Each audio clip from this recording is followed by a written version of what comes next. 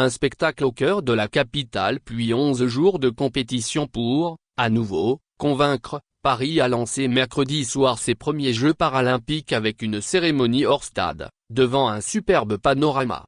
Une vidéo du nageur handisport français Théo Curin, dans un taxi décoré de mascottes friges, a sonné le début d'une cérémonie de plus de 3h00, sous un temps ensoleillé, rythmé par les notes de piano du musicien Chili Gonzalez, installé sur une scène entourant l'obélisque égyptien de la place de la Concorde.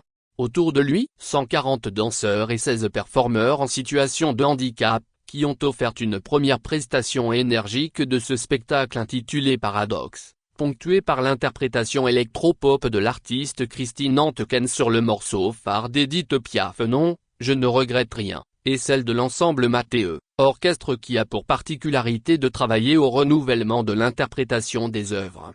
Une majorité des 4400 athlètes dont environ 150 de la délégation française, représentant 168 délégations, ont dans le même temps débuté leur défilé entre les Champs-Élysées et la place parisienne, au son du DJ Mid, nouvelle tête de la French Touch.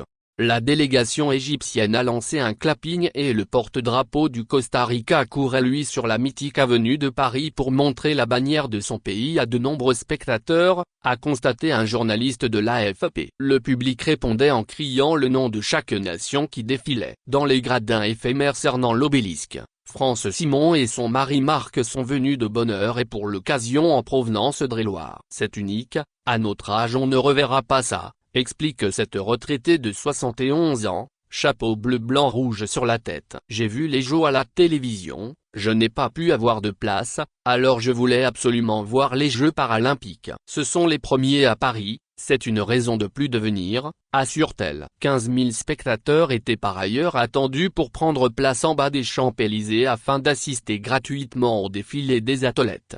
Avant le début des festivités, la star des films d'arts martiaux Jackie Chan a fait partie des derniers relayeurs de la flamme, qui a terminé son périple au chaudron de l'hôtel de ville. Ce dernier a été allumé par 12 porteurs, dont Sirena Sambamaila, seule française médaillée en athlétisme aux Jeux, et Riyad Salma, joueur phare de l'équipe de rugby fauteuil.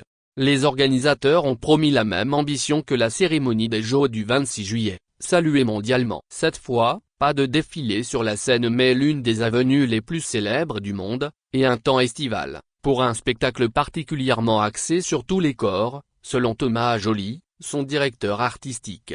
Une cérémonie incroyable pour le président du comité international André Parson, la première rencontre des Français avec les Jeux paralympiques, selon Marie-Amélie Le Fur, alors que ces Jeux n'existaient pas encore quand Paris avait accueilli les Jeux au début du XXe siècle. Outre les Champs-Élysées et la Concorde, le jardin des Tuileries fera encore partie du décor avec l'allumage de la vasque, qui s'illuminera à nouveau après les Jeux. Qui l'allumera, là aussi, le mystère est entier. Moins un défi moins. Si les nombreuses règles de classification des épreuves et les noms des sportifs restent méconnus du grand public, ces Jeux paralympiques suscitent un intérêt significatif. Sur les 2,5 millions de billets mis à la vente en octobre, 2 millions ont trouvé preneur, une dynamique renforcée par l'effet Jeux.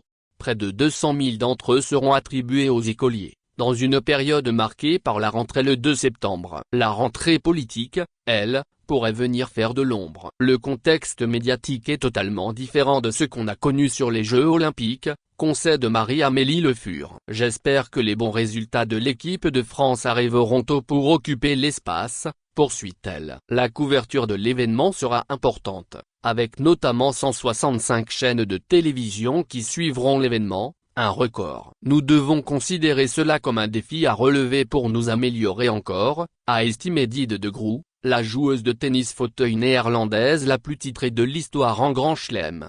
Les premières médailles seront décernées jeudi, en para-natation, taekwondo, cyclisme et tennis de table. Le tout dans la plupart des grands sites qui, là aussi, avaient participé au succès des Jeux olympiques.